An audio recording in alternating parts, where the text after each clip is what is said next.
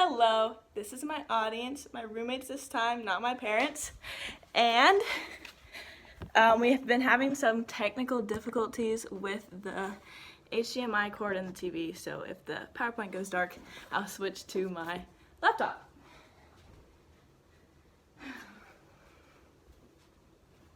Here's this. Okay.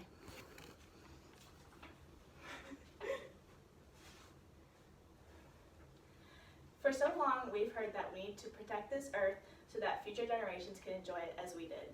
Well, it turns out this issue is something that we no longer need to protect future generations from because it is affecting us right now. And we see it as the fires in California, the increasing number of hurricanes every year, and even possibly the coronavirus. So, as many organizations are forming and have formed to combat this issue, there is an organization, Fridays for Future, that is a voice for all ages, but especially young people, to talk directly to their governments and persuade them to take action against climate change. So, Fridays for Future is a nonprofit organization founded by Greta Thunberg, and it's a movement to help young people organize school strikes for the environment with the goal of persuading governments to take action against climate change. And this issue is especially relevant to young people again because it is based on young people striking from school for the environment. And as I've seen Greta Thunberg and Fridays for Future in action, I've also experienced the effects of climate change and researched this topic through books, credible websites, peer-reviewed journal articles, and magazines. So today we will discuss who Fridays for Future is, what they do, and why they do it, including Greta Thunberg's first school strike and how this led to the formation of the organization, what the organization does to help people get involved, and examples of successful strikes and the reasons to strike. Let's begin. So, how did one schoolgirl start an entire global movement? Well, according to Time magazine, who named Greta Person of the Year 2019, they said her first school strike started on August 20th, 2018, by herself in front of the Swedish parliament. And she started this with the mindset of, if the government doesn't care about my future, then why should I? And her goal was to persuade Sweden to align with the Paris Agreement. For context, the Paris Agreement is essentially a documented vow made by many countries to say that they'll heighten and intensify their efforts to keep the global temperature rise between below 2 degrees Celsius for the century. So, back to Greta. Her first day she was by herself, and then the next day one person joined, and the next day more people joined, and more, until it was hundreds and then thousands of people joined Greta in her school strike. She then decided that she would continue her strike every Friday until Sweden aligned with the Paris Agreement.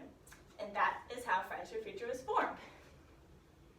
So, let's talk about how Fridays for Future is utilized now that it is a global movement. So Fridays for Future is no longer simply just fighting for Sweden and the Paris Agreement anymore. It is now used as a tool by young people all over the world to organize strikes and talk directly to their governments about fighting against climate change. So, for example, we've seen strikes in Belgium. 35,000 school children were marching through the streets, and a Belgian environmental minister insulted the strikers. And the outcry from this insult forced that minister to resign. In New York, 250,000 people marched through Battery Park and in front of City Hall. In London, 100,000 people marched in the shadow of Big Ben near Westminster Abbey. And not to mention Germany, 1.4 million people flooded the streets, marched in front of Brandenburg Gate in Berlin, and in nearly 600 other cities across the country. And the cool thing about Fridays for Future is that it gives the opportunity for anyone to be a leader in their community, just like Greta. On their website, they provide training and tips for new leaders to gather volunteers, talk to the media, even invite prominent locals, so on and so forth.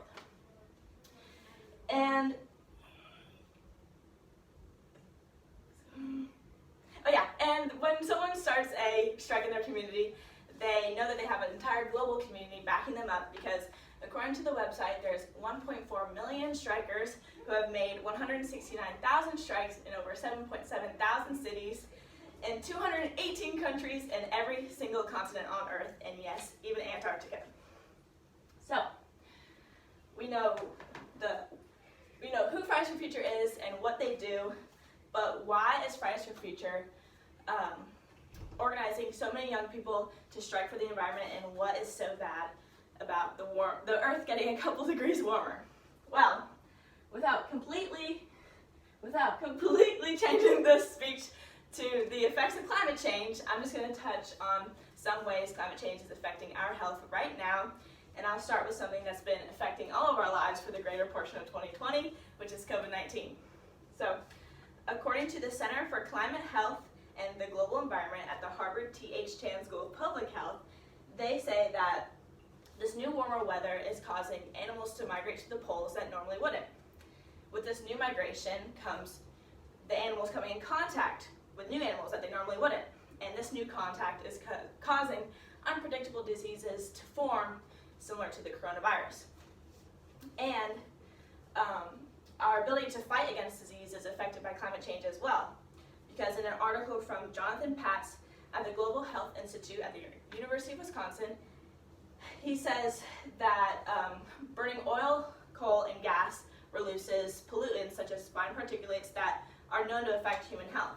And so when we are encountering a disease, our health is already lower than it should be, and that is affecting our ability to combat the disease. And if a global pandemic isn't enough, in a book from the World Health Organization called Climate Change and Human Health, climate change is also linked to cardiovascular diseases because of hot and cold temperature changes, diarrhea episodes in developing countries from increased food and waterborne diseases, as well as a higher rate of malaria cases because of increased vector-borne diseases, more fatal injuries due to natural disasters, and a higher risk of malnutrition because of increased drought and or flooding.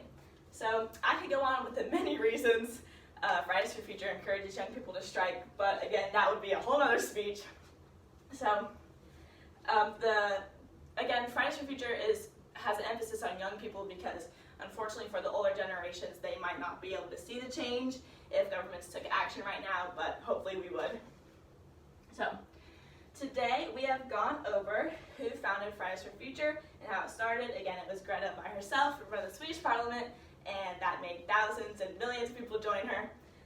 What Fridays for Future does and how it encourages people to form strikes, and then why Fridays for Future is encouraging people to strike for the environment. So as we watch our world burn, flood, and get sick, Fridays for Future knows that we the people have the power to make a change, and that many voices are louder than one. And the future for Fridays for Future doesn't mean the next generation's future, it means our future, because climate change is clearly impacting us right now.